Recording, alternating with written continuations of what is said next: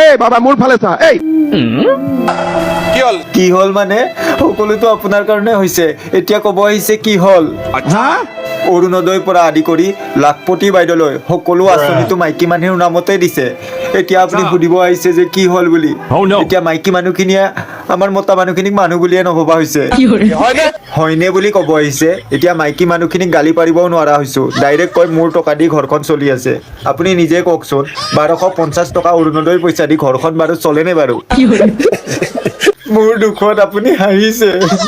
কথা নাই একো নহয় একো নহয় মানে মতা বুলি নামটোহে মাত্ৰ বাকী বাচন ধোৱাৰ পৰা সৰু ল'ৰা ছোৱালীৰ পকৰ ধোৱাৰ পৰা সকলো কামখিনি এই মতা মানুহজনে কৰিব লগা হৈছে